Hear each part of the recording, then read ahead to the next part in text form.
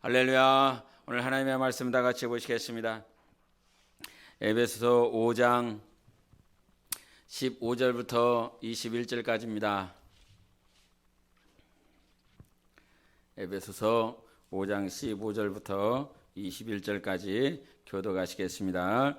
그런즉 너희가 어떻게 행할지를 자세히 주의하여 지혜 없는 자같이 하지 말고 오직 지혜 있는 자같이 하여 세월을 아끼라. 때가 악하니라. 그러므로 어리석은 자가 되지 말고 오직 주의 뜻이 무엇인가 이해하라.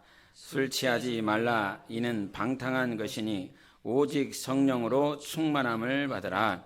시와 찬송과 신령한 노래들로 서로 화답하며 너희의 마음으로 주께 노래하며 찬송하며 범사의 우리 주 예수 그리스도의 이름으로 항상 아버지 하나님께 감사하며 다 같이 그리스도를 경외함으로 피차 복종하라. 아멘. 할렐루야. 예, 우리 옆사람 이렇게 앞사람 이렇게 안마해 주도록 하겠습니다. 앞사람이 한 사람이 어떻겠지? 예, 그렇게 알아서 하세요. 예, 막 세게 막 어깨가 으스러지게 해버려.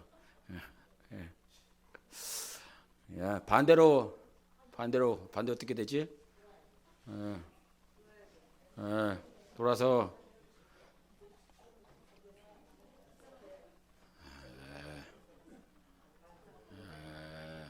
분위기 좋습니다.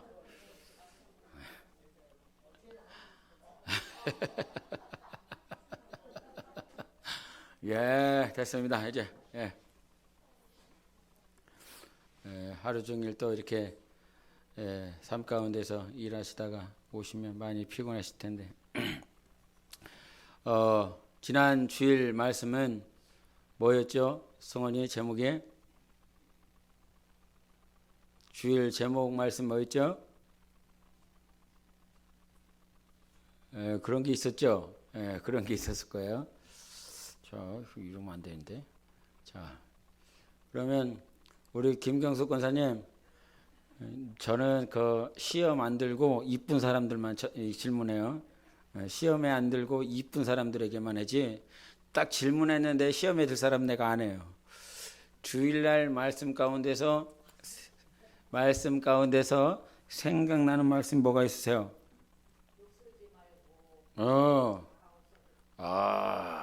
다른 것도 없어요? 그거 오케이. 우리 윤미자 권사님은요? 그게 생각이 안 나는 게 지극히 정상적인 거예요. 지극히 정상적. 우리 박성희 권사님, 야 할렐루야. 도대체 나는 누굴 보고 설교를 해야 되나? 예. 그럼 우리 김종 권사님, 주일날 말씀 본문은 어디였죠? 예. 적어놨어요. 저도 적어놨는데. 자, 열왕기하 7장에 있는 말씀이었죠. 무슨 내용이었죠? 본문 말씀은 송지영 집사님, 열왕기하 7장 그 본문 말씀은 뭐였죠?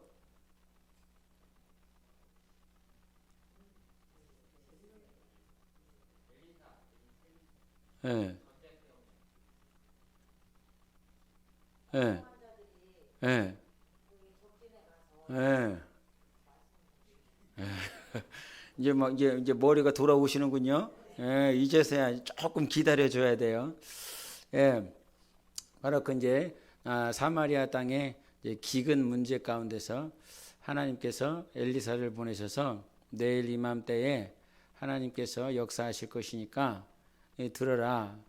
근데 그 옆에 있었던 장관은 하나님께서 내일 하늘에 창문을 내신다 할지라도 이거는 불가능한 거야. 이렇게 말을 했다는 것이었어요. 그러면서 제가 아니라 주님이 솔로몬 재판에 대한 얘기를 해주셨어요. 그죠? 솔로몬 재판 얘기. 이거 왜 했지요, 목양사님?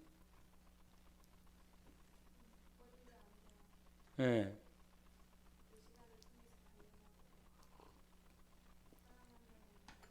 예. 그래서 이제 이건 마치 탈무드에 나올 법한 그런 얘기잖아요. 뭐 지혜로운 이야기, 뭐 어떤 랍비들의 이야기처럼 솔로몬의 재판 이야기를 우리가 그렇게 들을 수 있는데 그것이 아니라 그 열왕기의 저자는 수신자는 누구라고 그랬죠, 성은이? 바벨론이에요? 예, 예, 그렇죠. 바벨론의 포로로 간 이스라엘 백성들이 수신자라고 그랬어요. 그래서 이 수신자들아 너희들이 내가 너희를 포기한 게 아니다. 포기한 게 아니다. 그래서 솔로몬 재판의 그 아기 엄마가 얘를 포기하는 것은 이 아이를 살리기 위해서 포기하는 거지 이 아이를 내가 버려버리기 위해서 포기하는 것이 아니었다. 그래서 이 말씀을 듣고 있는 보고 있는 수신자들의 입장은 하나님이 우리를 버린 것이 아니라 잠시 잠깐 포기한 건 우리를 사랑하시기 때문에 우리를 건지시고 우리를 다시 한번 일으키시기 위해서 그 재판 이야기가 들어가 있는 것이지 그는 무슨 옛날부터 현인들의 얘기들처럼 그렇게 우리가 말씀을 읽으면 안 되겠다 이런 말씀들이 있었어요. 그래서 오늘 말씀도 동일한 연장선상에서 같이 나누고 싶은데 그런데 왜 에베소서냐? 여러분이 잘 아는 말씀이잖아요. 뭘 취하지 말라고 그랬어요? 뭘 취하지 말라고 그랬어요, 권사님? 술 취하지 말라고 그랬어요. 대신에 뭘 하라고요? 술 취하지 말고 성령의 충만함을 받으라고 그랬어요. 여기서 왜 술 취하지 말라고 그랬을까? 그래서 세상에 나가보면 불신자들 또 그 가운데서 믿는 자들도 술 취하지 말라고 그랬지 언제 술 먹지 말라고 그랬냐 이거 가지고 그러잖아요. 그래서 우리 다원이는 소주 몇 병이 주량이에요? 예, 이거는 비밀이에요. 극비기 때문에 이건 말하면 안 되는데 저는 이 대학교 때 술을 거의 대보지 않고 살았어요.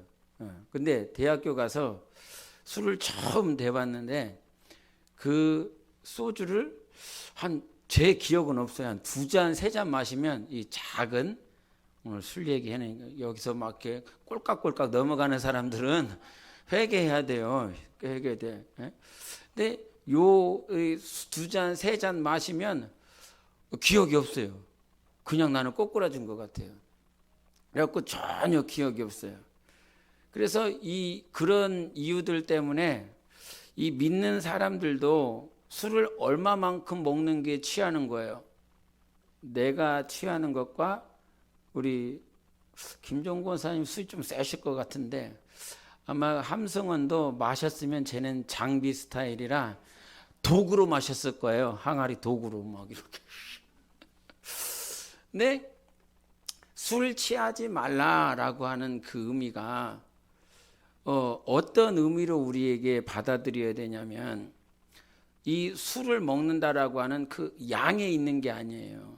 1잔, 2잔 아니면 1병, 2병 그 양에게 초점을 맞춰져 있는 것이 아니라 술 취하지 말라라고 하는 이 말은 어떤 사람은 이 알코올이 이 몸에 들어간다 이 말이죠. 1잔을 마셔도 뭐가 들어간 거예요? 알코올이 들어간 거예요. 그러면 이 사람이라고 하는 이 존재는 그 알코올이 중추신경계를 붙잡고 있기 때문에 생각하는 거, 판단하는 거, 말하는 거. 제가 정말 저희 아버지를 아주 옆에서 너무 잘 봤기 때문에 그분은 술 한 잔만 들어가도 술이 센데도 불구하고 술 한 잔만 들어가도 이 사람이 평상시에 사람과 이 술을 마셨을 때에 그분의 이 말하는 것이 전혀 달랐어요. 평상시에 저하고 말 한마디 안 해요. 한마디 하지를 않아요. 그런데 술 한 잔만 마시고 오면 말이 많아져요. 근데 그 말이라고 하는 것이 고상하고 정말 서로의 덕을 세우는 말이 아니라 어떻게 해서든지 깔아뭉개고 자기의 분노와 자기의 이 썩어져가는 마음들을 다 토해내는 부정적인 에너지들이 그 입술을 통해서 나온 것을 저는 그걸 한 20년을 같이 이렇게 하면서 살아서 그 술에 대한 영향력이 얼마나 큰지를 알아요. 술 취하지 말라라고 하는 이 말은 이 알코올이 들어가서 이 알코올이 너를 지배한다라고 하는 거예요. 술 취하지 말라라고 하는 이 말은 한 잔이든 두 잔이든 이것이 들어갔을 때 너를 지배할 수 있다라고 말을 하는 거예요. 근데 동일하게 술 취하지 말라라고 하는 이 말씀과 그 끄트머리에 무슨 얘기를 하냐면 성령의 충만함을 받으라. 이 충만함이라고 하는 이 말은 성령이라고 하는 이 영은 루아흐 그래요. 따라해 보세요. 시작. 예, 루아흐라고 하는 말은 하나님의 생기를 말을 하고 하나님의 호흡을 말을 해요. 어떤 세상에 이런 일이 나온 사람들 이렇게 어떤 노인들을 보니까 이분은 산소 호흡기가 있잖아요. 산소 호흡기에 보면 이 산소통과 이 산소 마스크를 연결해 주는 이 줄이 있어요. 근데 이 줄을 계속 이 세상에서도 그렇게 산소 마스크를 껴야 되고 병원에서 해야 되고 집에서도 해야 되고 들판에 나가서도 해야 되다 보니까 산소통을 차에서부터 이 들판으로 가려면 이 차의 트렁크에서 저 들판까지 몇십 미터 되잖아요. 근데 그 줄을 가지고 그 줄을 대야만 겨우 들판에 가서 일을 하고 또 자기 집에서도 그렇게 살더라 이 말이죠. 근데 이 산소통에서 산소가 다 떨어져 버렸네 어느 순간. 그랬더니 자기가 즉시로 느껴요. 숨이 불편하다고, 너무 불편하다고, 숨을 못 쉬겠다고. 그래서 이 숨이 불편한 것을 느끼자마자 그 산소통에 가보니까 그 산소가 다 달아져 있더라고요. 자기가 느낀다 이 말이에요. 느낀다 이 말이에요. 이 산소통에서 산소가 나에게 공급되어지지 않으면 내가 느껴야 되는 거예요. 성령의 지금 그 노인은 누구에게 의지를 하고 있는 거예요? 산소통에 있는 산소에 의존하면서 살아가고 있다 이 말입니다. 그래서 술 취하지 말라라고 하는 말과 성령의 충만함을 받으라라고 하는 이 말은 술이 어떤 분량을 얘기하는 것도 아니고 지금 너를 지배하고 있는 그 대상 존재가 누구냐라고 말을 하는 거예요. 술을 취한다라고 하는 이 말은 무슨 말이냐면 술이 한 잔이든 두 잔이든 들어가면 이 알코올이 너를 지배하고 있어. 그런데 그렇게 하지 말아야 돼. 성령의 충만함을 받으라라고 하는 이 말씀은 결국은 누구의 지배를 받으라? 성령의 지배를 받으라라는 거예요. 성령의 지배를 받으라. 왜요? 왜 성령의 지배를 받으라는 거예요? 때가 악하니까. 때가 악하니까 세월을 아껴야 되는 이유가 무엇이냐면 직장에 들어가기 위해서가 아니라 어떤 대학에 합격하기 위해서 내가 자격증을 따기 위해서 뭔가 배워야 되고 돈을 벌어야 되니까 이때의 시간을 막 아껴서 이렇게 살라는 의미가 아니라 이 말이에요. 성경은 하나님의 그 시간이라고 하는 건 누구의 것이냐면 하나님의 것이에요. 하나님의 것. 광야에서 40년을 돌릴지 아니면 하루 만에 들어가게 하실지 그거는 하나님 손에 달려있는 거예요. 내가 열심히 해서 이 시간들을 컨트롤할 수 있는 게 아니라 이 말이야. 시간의 주관자는 하나님이세요. 그래서 신명기 한번 보여주세요. 신명기 1장 2절하고 3절을 우리 승원이가 읽어보겠습니다. 시작.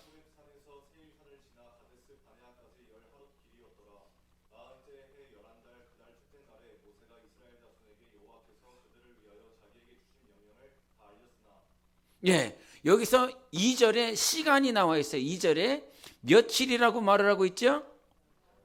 11일이지요. 근데 11일이 어디서부터 어디까지예요? 호렙산에서 세일산을 지나 가데스 바네아. 호렙산은 어디예요? 호렙산은 시내산이지요. 시내산이잖아요. 예. 근데 이 시내산에서 하나님의 말씀을 받아서 가데스 바네아라고 하는 것은 가나안 땅을 바라볼 수 있는 곳, 가나안 접경까지 갔다 이 말이에요. 그래서 하나님께서 이 하나님의 말씀을 받은 시내산에서 그 가나안 접경 바로 코앞에 이제 가나안 땅을 들어갈 수 있는데 거기서 거기까지 며칠이면 넉넉히 갈 수 있다고요? 11일이면 가는 시간이라 이 말이에요. 11일이면 갈 수 있는 그 시간인데 이 3절 보여서요? 며칠이 걸린 거예요? 40째 해 11째 달 그 달 첫째 날이라 했더니 40년 걸렸어. 40년. 본래 인간이 갈 수 있는 길이요, 수고하고 노력하면 11일이면 충분히 갈 수 있는 길인데 하나님께서는 그 11일을 몇 년으로 만들어 버렸어요? 40년으로 만들어 버렸어요. 11일이면 갈 수 있는 그 길, 이거를 우리 삶에 적용을 시키면 어떻게 되냐면 내가 하나님을 닮고 예수 그리스도를 닮고 그렇게 성장하고 성숙할 수 있는 시간이 11일이면 충분한데 하나님이 나에게 40년을 돌렸다 이 말이에요. 그 40년이라는 시간은 내가 수고하고 노력한 시간이 아니라 하나님이 나에게 그 시간을 그렇게 설정해 놓은 시간이에요.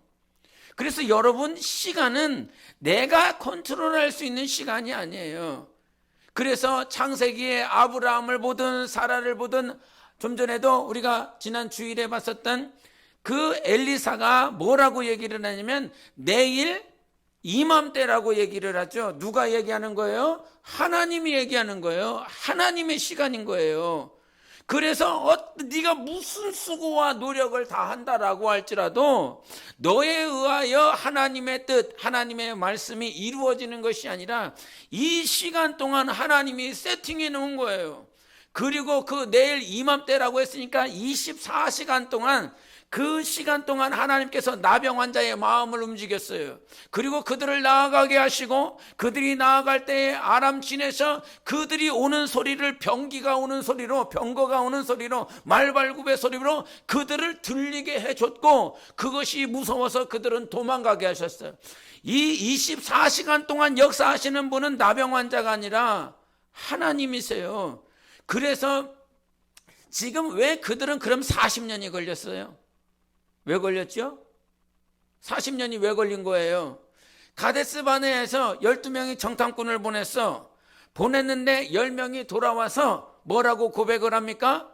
동일하게 하나님 인정하지 아니한단 말이에요. 지금까지 인도하신 하나님이 가나안 땅에 넉넉히 들어가게 하실 것을 그들은 고백해야 되는데, 이 말은 지금 지배권이 나를 인도할 주도권이 누구에게 있느냐라고 말을 하냐면 저 가나안 사람들의 세력을 얘기한단 말이에요. 예? 저 사람들에 비하면 우리는 메뚜기와 같다 이 말이에요.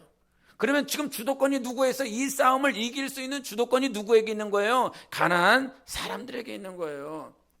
그러니까 하나님께서 그 말씀을 굉장히 싫어하시지요. 그 말씀을 하시자마자 하나님이 뭐라고 말하냐면 니들이 고백한 대로 내가 해줄게. 예? 니들이 고백한 대로 내가 해줄게.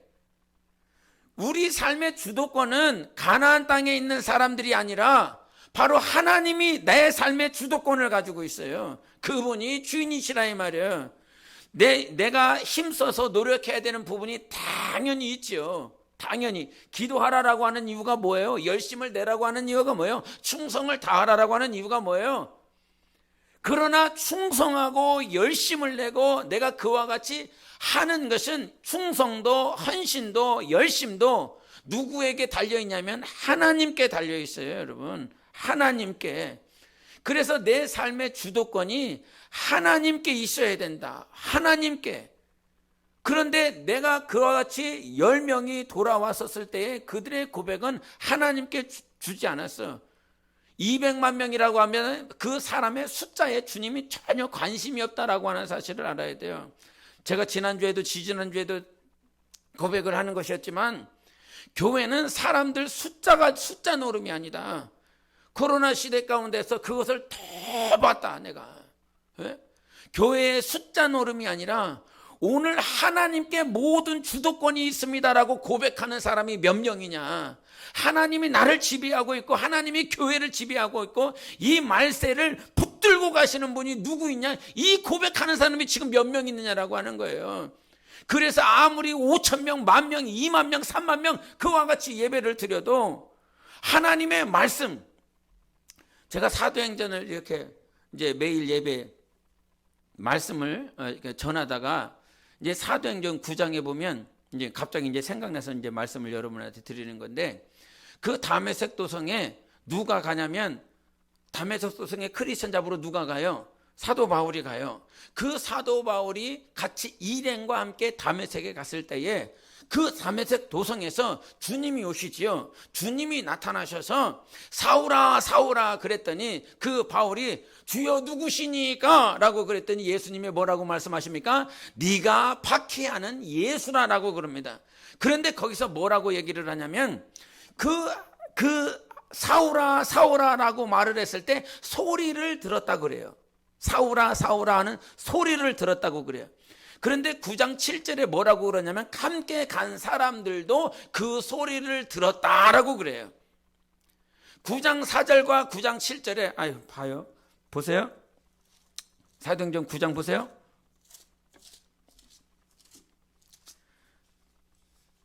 구 장 4절과 7절 보시겠습니다. 같이 읽겠습니다. 9장 4절과 7절 시작. 땅에 엎드러져 들음에 소리가 있어 이르시되 사울아 사울아 내가 어찌하여 나를 박해하느냐 하시거늘. 7절 같이 가던 사람들은 소리만 듣고 아무도 보지 못하여 말을 못하고 서 있더라 그랬어요. 4절에 보면 소리라라고 하는 단어가 보이시죠? 7절에도 뭐가 있습니까?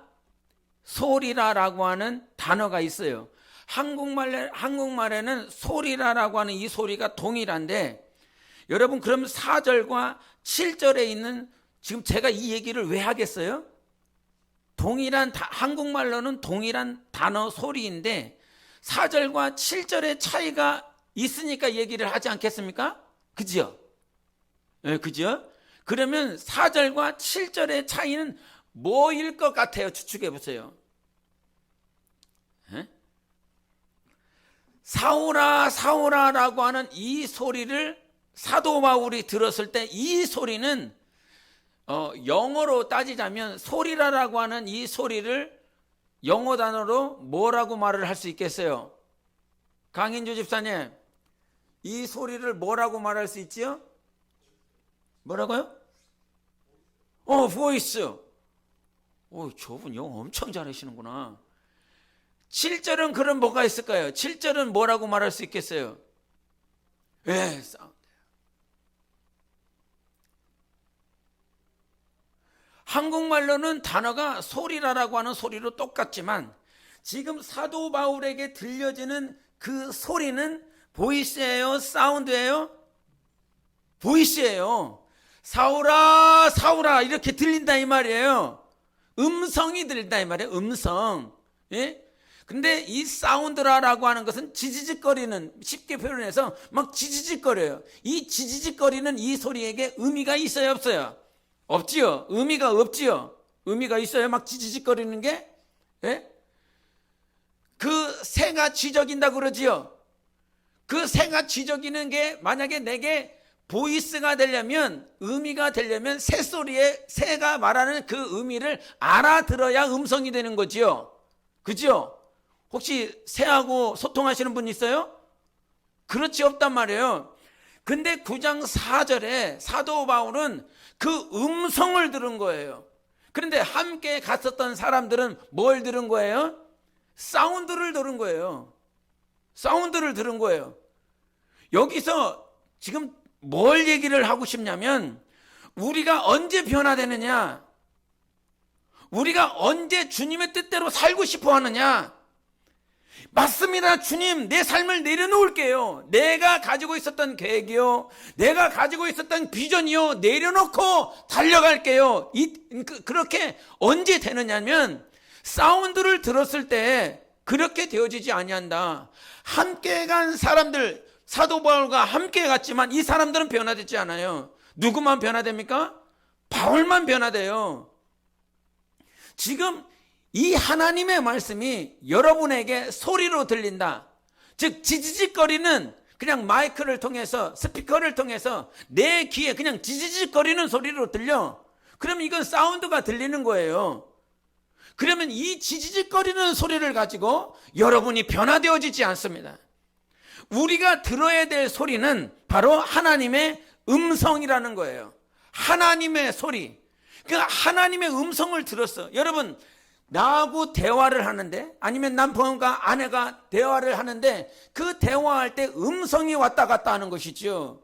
그래서 그 음성에 내가 반응을 하고, 때로는 기분이 안 좋다고 내 감정이 드러나기도 하고, 때로는 기뻐서 웃기도 하고, 그 음성의 의미가 나에게 직접 오기 때문에 그가 소통이 가능하고 대화가 가능하다 이 말이에요.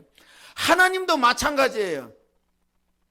하나님이 오늘 우리를 만나 주실 때, 오늘도 내가 무슨 소리인지 전혀 못 알아듣고 있어.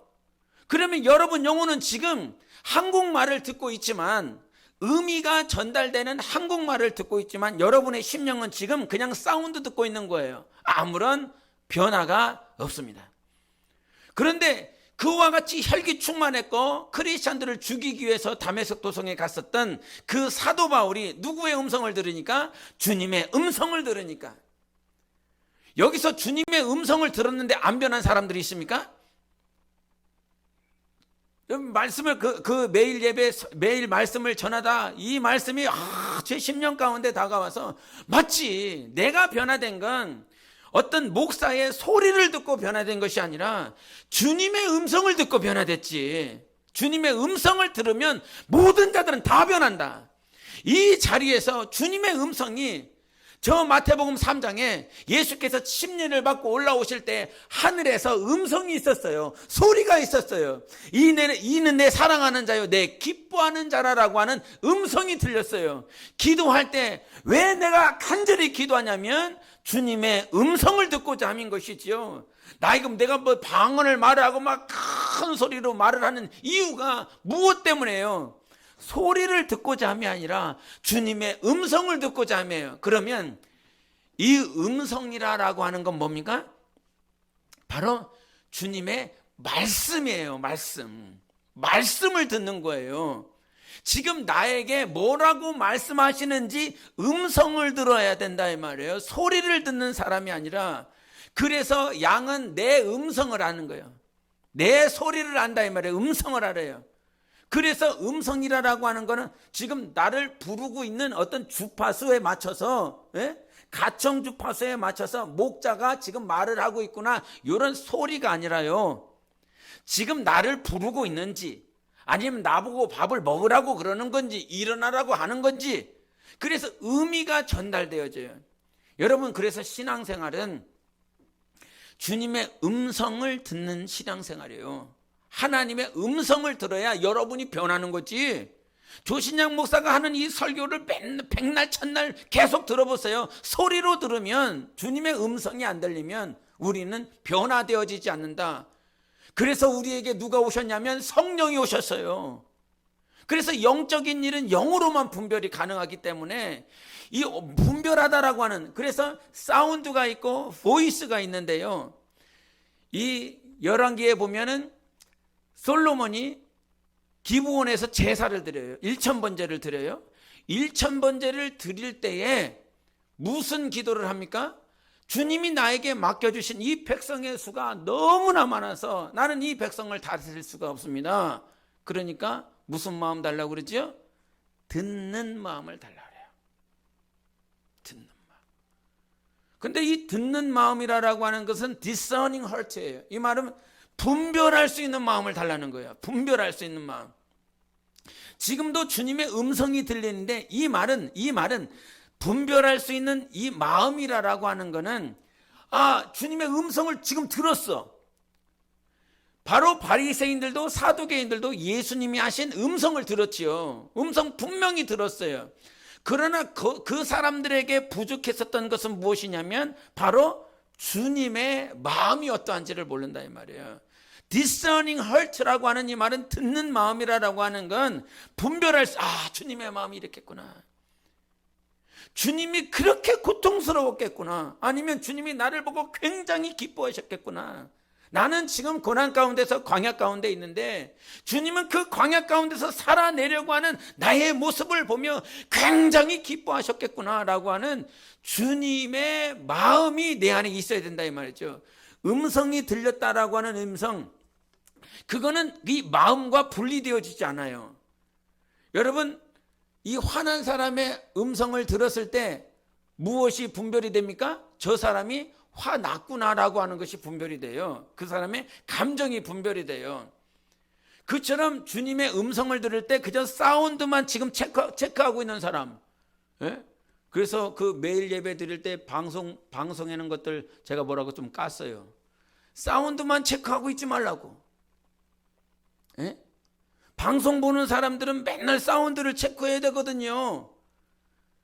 그러다가 결국에는 주님이 내게 원하는, 내게 말씀하시는 보이스를 못 듣고 끝나버리더라.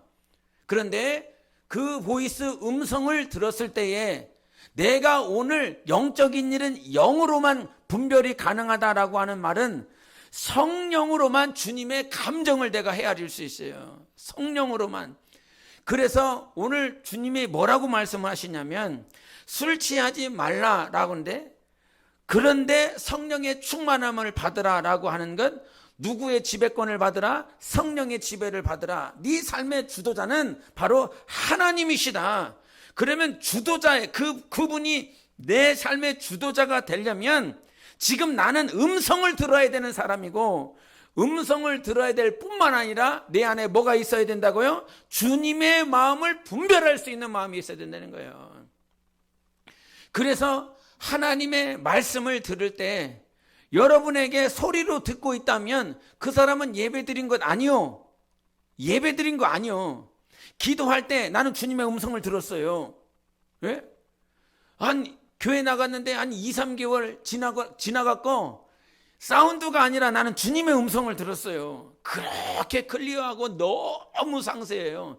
너무 자세해요. 내가 너를 사랑한다고, 내가 너를 십자가에서 구원했다고, 그래서 내가 너의 영혼을 구원하기 위해서 아들 예수 그리스도를 2000년 전에 보냈다고, 내 아들만 믿어라.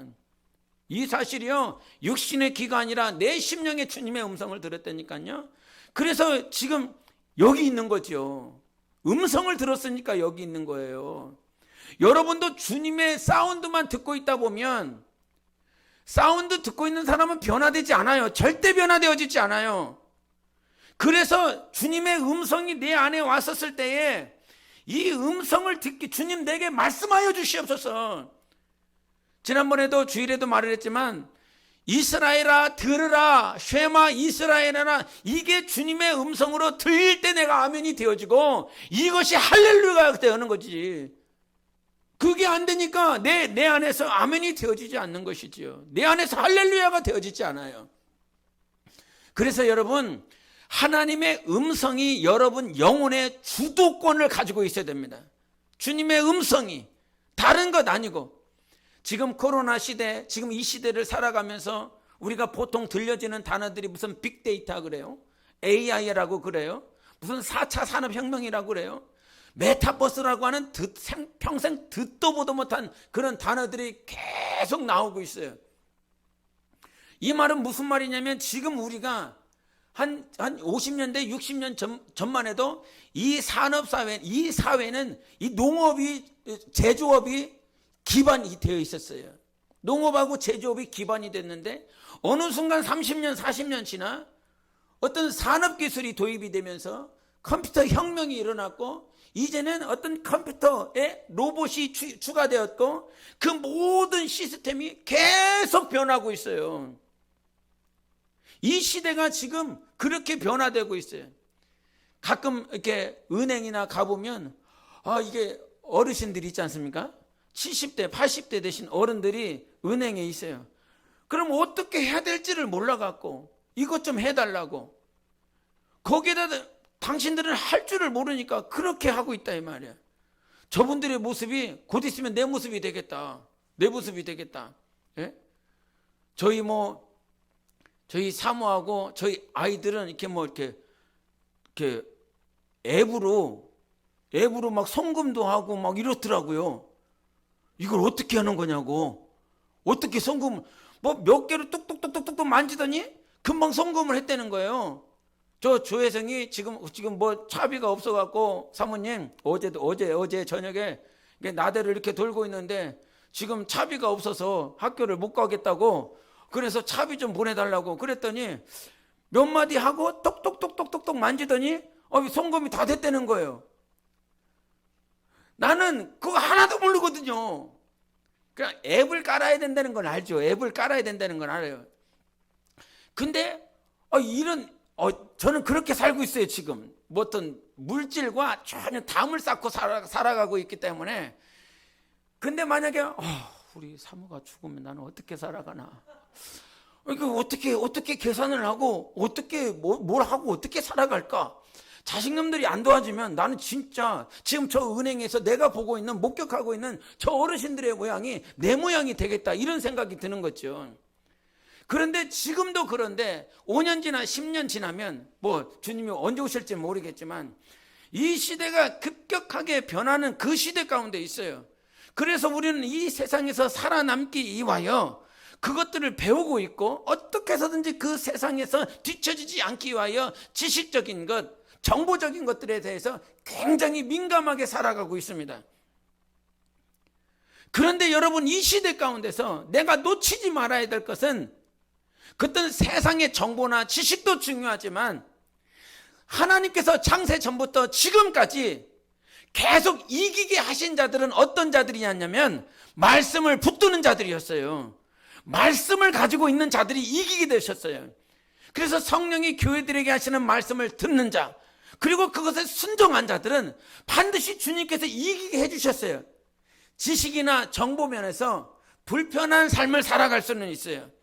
불편할 수는 있는데 우리가 이 세상에서 시스템 가운데서 반드시 이길 수 있도록 하시는 분은 바로 하나님이시며, 주님이 내게 주시는 그 말씀에 순종하며 살아갈 때에 반드시 이길 수 있었어요. 아합과 이세벨이 그 엘리야를 죽이기 위하여 몸부림쳤습니다. 그 환경에 둘러쳐져 있었어요. 그런데 하나님께서 까마귀를 통해서 먹이시고 그를 살려주시더라, 이 말이에요.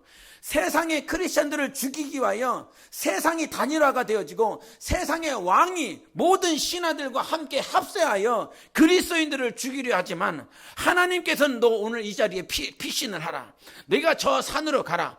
그리고 그 산에서 아무것도 먹을 것이 없는데 하나님은 까마귀를 공급해 주셔서 그 엘리야를 먹이시고 입히시더라, 이 말이에요. 할렐루야. 하나님은 이 시대에 누구를 이기게 만드시느냐? 하나님의 말씀을 듣고, 즉 음성을 듣고 살아가는 자들을 반드시 이기게 하신다는 것이에요. 그래서 하나님의 말씀에 주도권을 주세요. 그분이 나에게 주시는 말씀이라고 한다면 그 말씀대로 분명히 이루실 것이라, 이 말이에요. 왜 말씀대로 살아야지요? 좀 전에 답을 얘기했어요. 왜 말씀대로 살아야 되죠? 말씀은 이루어지기 때문인 것이에요. 내일 이맘때에 그 말씀이 이루어질 것이라고 말씀을 해주셨어요. 그래서 오늘 본문 말씀에서도 세월이 때가 악하다, 세월을 아껴야 된다, 시간을 아껴야 된다, 어떤 공부하기 위해서 아니면 취업하기 위해서 아끼는 것이 아니라 우리는 누구의 지배를 받아야 되니까 세월을 아끼라는 거예요. 성령의 지배를 받아야 되니까 아끼라, 이 말이에요. 세상에서 돈 벌어야 되고 배워야 되지만 성령의 충만함을 받기 위해서 세월을 아끼라, 이 말이에요. 시간을 아끼라, 이 말이에요. 게으르지 말라, 이 말이에요. 네? 성령의 기름 부음을 받아야 될 시간에 술 취하고 있어. 이 말은 세상의 지배를 받겠다는 말이에요. 지금은 게임에 취해 있어요. 아니면 인터넷에 취해 있어요. 뭐에 취해 있어요? 그러면 세상의 지배를 받고 있다, 이 말이에요. 세월이 굉장히 악하다, 이 말이에요. 이때가 너무너무 악해요. 세상의 지배를 받도록, 세상의 이끌림 받도록 이 세상은 계속 시스템이 변화되어지고 있어요. 세상 적그리스도와 이 세상의 주관자들은 내가 성령의 지배를 받지 못하도록 계속 시스템을 바꿔나가고 있어요. 그러나 세상이 시스템이 바뀐다라고 할지라도 오늘도 우리가 붙들어야 될 것은 하나님의 말씀인 줄 믿습니다. 그 말씀의 지배를 받을 때 우리는 넉넉히 이길 수 있어요. 이 말씀대로 사는 자들을 하나님께서 그 사마리아 땅에, 그 성에 기근이 가득했습니다. 다 죽을 것이라고. 그래서 오늘은 내 아들 먹고 내일은 네 아들 잡아먹자, 그렇게 되어 있어요. 인륜지사의 가장 처절한 시간들이 자기의 자식들을 잡아먹는 것이었습니다. 모든 역사를 살펴보면. 그런데 그러한 상황이라고 할지라도 주님의 말씀을 신뢰하니까 하나님은 그 사마리아 성을 회복시켜 주셨어요. 그래서 7장 후반부에 가면 뭐라고 말씀하시냐면 하나님이 말씀하신 대로 이루시더라. 하나님의 그 말씀대로 되어지더라. 그래서 우리의 신앙에서 철저히 붙잡아야 될 것은 주님의 음성이에요. 한번 창세기 12장도 보여주세요. 창세기 12장 같이 보겠습니다. 시작. 이에 아브람이 여호와의 말씀을 따라갔고 롯도 그와 함께 갔으며 아브람이 하란을 떠날 때에 75세였더라. 지금 아브람이 뭘 따라갔다고 말씀하십니까? 하나님의 말씀을 따라갔다는 거예요. 근데 한번 10절 보여주세요. 시작. 그 땅에 기근이 들었으므로 아브람이 애굽에 거류하려고 그리로 내려갔으니 이는 그 땅에 기근이 심하였습니다. 지난번에도 잠깐 나눴지만 이 말씀을 아브라함이 하나님의 음성을 들었습니다. 그 음성을 듣고 갈대아 우르를 떠나서 하란을 떠나서 그 가나안 땅을 향해서 갔습니다. 가나안 땅을 향하여 가기까지 이 아브라함이 붙들고 있었던 것은 여호와의 말씀을 붙들고 갔어요. 그런데 10절에 무엇이 왔습니까? 기근이 왔습니다. 그 기근이 오니까 애굽을 향해서 갑니다. 그 애굽을 향하여 갈 때는 무엇이 빠져 있지요? 여호와의 말씀을 붙들고 애굽으로 갔다라고 그런다면 애굽으로 가는 것이 하나님의 말씀을 붙들고 하나님의 말씀을 하셨으니까 그렇게 가는 것이라고 한다면 그에게는 정말 승리만 있었을 것이에요. 여러분, 그래서 주님이 우리에게 기근을 왜 주시는지를 봐야 돼요. 예? 가나안 땅 갈 때까지는 기근이 없었어요. 문제가 없었다 이 말이에요. 문제가 없었을 때에는 하나님의 말씀을 붙들고 잘 살았어. 그런데 기근이라고 하는 문제가 오니까 그의 마음과 심령과 환경 가운데서 하나님의 말씀은 이미 사라진 지 오래라 이 말이에요. 그래서 하나님의 뜻을 잘 살펴보면 이 기근이라고 하는 것은 오늘도 너의 주도권이 하나님의 말씀이냐 아니면 기근이냐 상황이냐 문제냐라고 하는 것을 주님이 훤히 쳐다보고 있다 이 말이죠. 지금도 여러분 기근이 있다라고 할지라도 하나님의 말씀을 붙들고 가세요. 그 사람은 반드시 이긴다고. 내일 이맘때 하나님께서 역사하시고 하나님의 말씀을 이루어 주신다라고 말씀하고 있는 것입니다. 그래서 여러분 평생에 사는 날 동안 오늘도 붙잡으세요. 뭐의 말씀을? 하나님의 말씀을 붙들어요. 그 말씀을 지난 수요일에도 이런 말씀을 잠깐 했었는데 하나님의 말씀이라고 하는 것은 이 말씀은 이 원어로 보면 로고스가 있고 레마가 있다라고 그랬어요.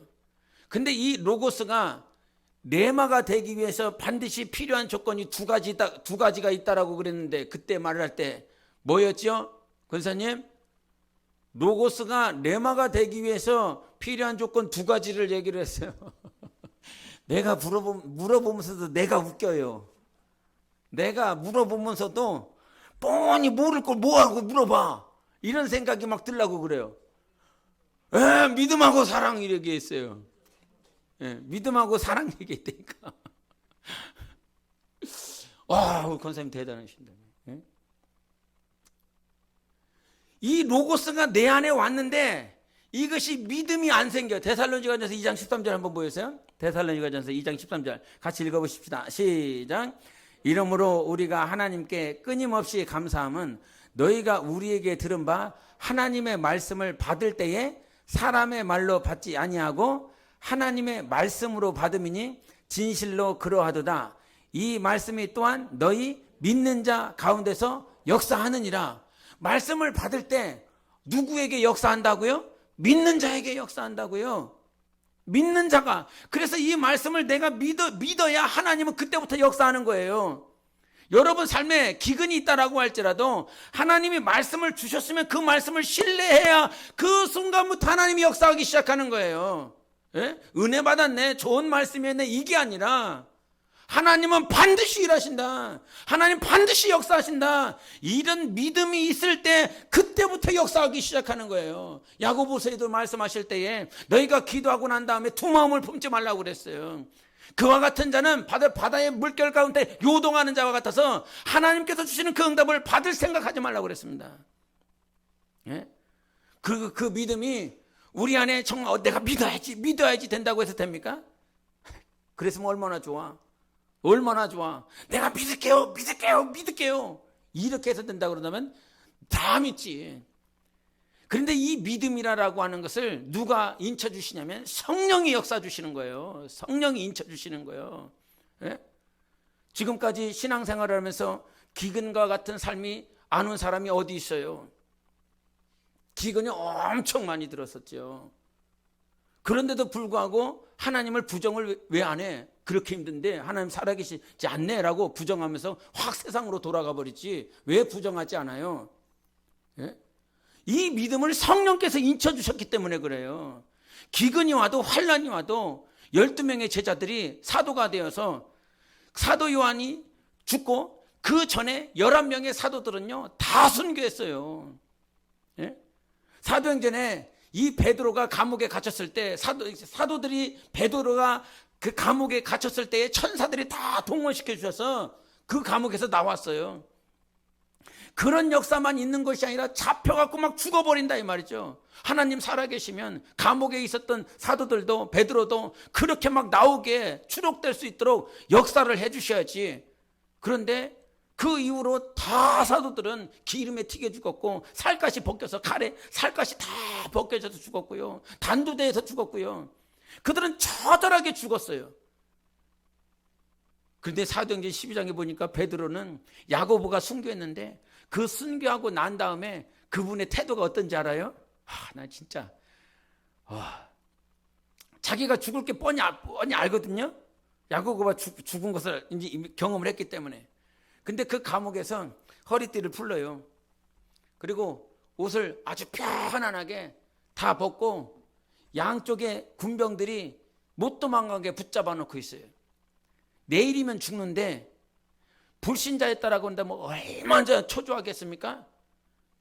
얼마나 잠이 안 오는 거지. 내일 죽는데 어떻게 잠을 자. 그런데 베드로는 가장 편안한 상태에서 잠자고 있어요. 예?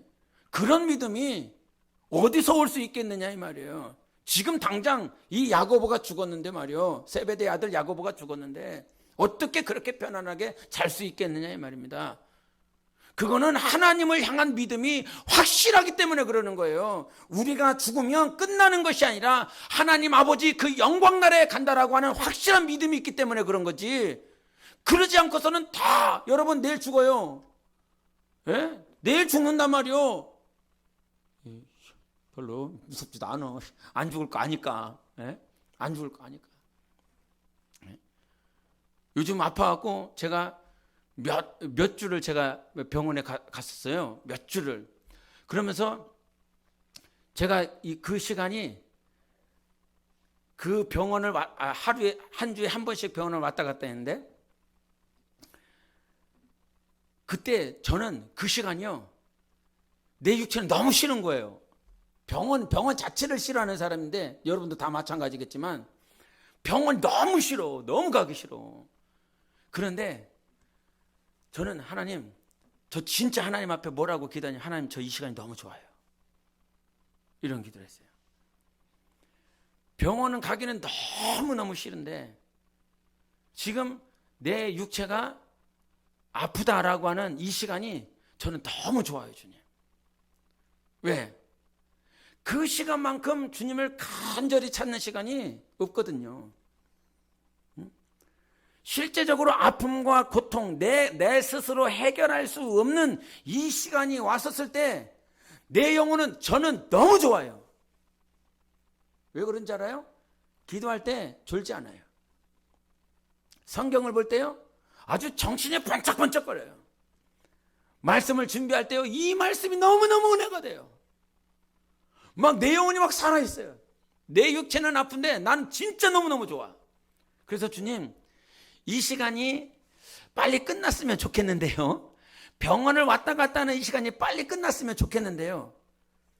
그럼에도 나는 이 시간이 길었으면 좋겠어요. 이 시간이 난 너무 좋아요. 왜냐하면 내 영혼이 주님을 너무너무 사모하거든요. 그러면서 제가 한 4, 5주 동안 저한테 맞닥뜨려져 있는 그 문제가 뭐였냐면 죽음을 이기는 신앙이냐라고 하는 문제였어요. 죽음을 이길 수 있는 신앙이냐? 이 말은 지금 당장 죽어도 기뻐할 수 있냐? 지금 당장 죽어도 너는 정말 환희할 수 있느냐? 아이들과 사모와 성도들과 떨어진다라고 할지라도, 지금 당장 이별한다라고 할지라도 너는 진짜 하나님 앞에 감사할 수 있겠느냐? 이 죽음 자체가 지금 두렵지 않냐? 이런 문제였어요. 한 10시부터 새벽 1시까지 와서 기도할 때에 그런 문제 아무도 없으니까요. 이 깜깜한 곳에서 나 혼자 기도할 때 죽음과 당면했어요. 죽음. 뭐 그렇다고 뭐 심하게 아픈 거 아니고, 심하게 아픈 거 아니고, 그 계기를 통해서 내가 하나님 앞에 묻는 것이었어요. 정말 내 신앙이 정말 죽음을 이기는 신앙이냐? 죽음 앞에서 그 스데반과 같이 전혀 두려움 없이 그 자기를 죽이려고 하는 자들을 향하여 하나님, 저들의 죄를 저들에게 돌리지 마소서. 저들은 모르고 하는 것입니다. 이와 같은 믿음이냐? 한번 체크해 보게 되더라고요. 하나님께서 얼마만큼 저를 또 이렇게 죽음을 이길 수 있는 믿음으로 저를 자라나게 하셨는지 하나님만 아시겠지만, 우리의 신앙이 하나님이기 때문에 이길 수 있는 거예요. 여러분이 이 세상을 이길 수 있는 건, 그래서 요한일서 5장에도 보면 이 세상을 이기는 믿음은 바로 어디에 있느냐? 바로 예수 그리스도를 믿는 믿음에 있다라고 그랬어요. 우리의 이김은 누구를 믿는 거? 예수 믿는 거. 예수를 믿을 때 이 세상을 이겨요. 죽음을 이겨요. 절대적인 아픔과 고난을 이길 수 있는 거예요. 근데 이 믿음을 누가 인쳐주신다고? 성령님이 인쳐주시는 거예요. 할렐루야. 성령만이 인쳐주셔. 우리는 죽음을 뛰어넘을 수 있는, 지금 여러분에게 죽음을 뛰어넘을 수 있는 믿음이 없다라고 그런다면 성령님이 그렇게 우리를 자라나게 하실 것입니다. 성령님만이 그렇게 하실 수 있어요. 예? 그래서 우리에게 주어진 이 시간 동안 하나님께 주도권을 드려요. 나를 인도하시는 분은 하나님이시라는 사실을 철저하게 신앙하시기를 바랍니다. 나를 사랑하세요. 나를 포기한 일이 없어요. 지금 당장 나를 광야에 두시고 바벨론에 두신 이유는 나의 영혼을 오직 예수만 바라볼 수 있도록 성장의 길에다 두신 거예요. 성숙의 길에 두신 거예요. 그래서 좀 전에 제 얘기 잠깐 했지만, 제 얘기를 해서 좀 죄송하긴 하지만, 나는 그 시간이 이 시간을 이렇게 영적 생활을 하다 보니까 힘들 때가 가장 축복받는 때라는 사실을 알았어요. 가장 정말 너무 힘들고 어려울 때가, 이때만큼 내가 주님 앞에 간절히 서 있을 때가 언제 있었느냐. 예? 이때가 너무 좋은 거예요. 아플 때가 좋은 거예요. 고통스러울 때 좋은 거예요. 내게 기근이 있었을 때가 좋은 거예요. 내 자녀가 아플 때는 간절히 기도해요. 그러나 내 자녀가 안 아프면 아주 말짱말짱해. 주님 안 느껴져. 내 자신이 아프고 내 남편이 아프고 내 아내가 아프고 가정에 문제가 있으면 하나님 앞에 그렇게 간절할 수가 없어. 내 자식이 안 보여. 내 자식이 뭐 하고 있는지 몰라.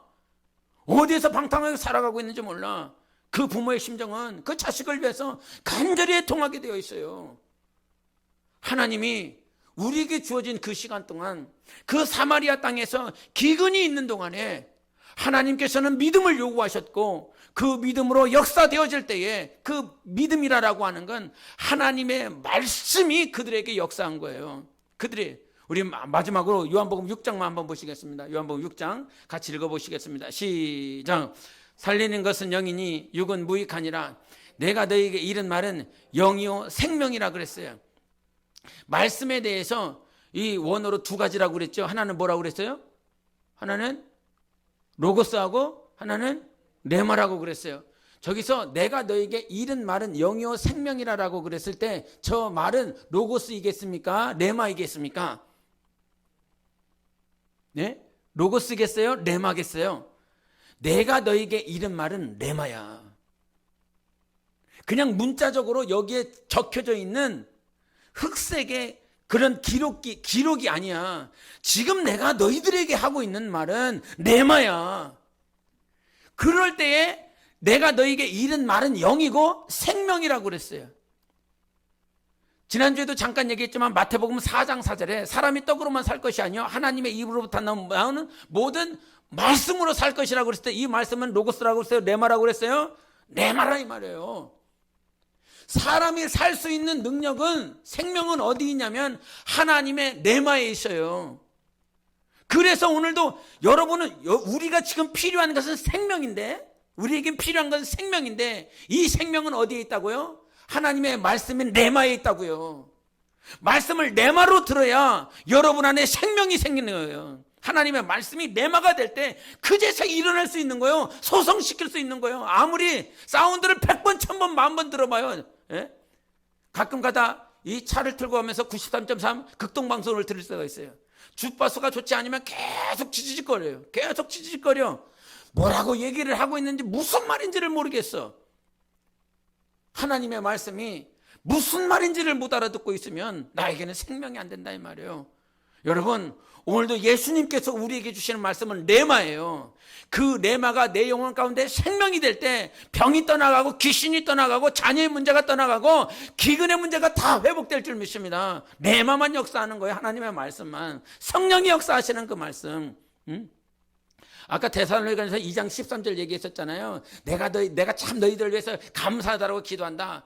그런데 하나님의 말씀을 들을 때 이 말씀을 사람의 말로 듣지 아니하고 하나님의 말씀으로 듣고, 그리고 그 믿음이 화합할 때 하나님께서 그 말씀이 역사한다라고 그랬죠. 근데 그 말씀이라고 하는 건, 그 말씀은 로고스이겠어요? 레마겠어요? 로고스 말씀이에요. 거기는 말씀 얘기하고 난 다음에 믿음이 맨 마지막에 나와요. 로고스의 말씀이 언제 믿음이 화합되어질 때에, 로고스의 말씀이 믿음과 화합되어질 때에 비로소 하나님의 말씀이 교회 위에, 여러분 가정 위에, 영혼 위에 내마가 되는 거예요. 반드시 믿음으로 화합했어요. 믿음. 하나님은 살아계세요. 하나님의 말씀은 오늘도 진행되고 있습니다. 아까 찬양했었던 것처럼, 빈들에 있는 것처럼 어두운 가운데 있는다 할지라도 오늘도 주님이 일하고 계십니다. 그래서 그 말씀의 주도권을 주시면서 승리하는 여러분의 삶이 되시기를 예수 이름으로 축원합니다. 함께 기도하시겠습니다.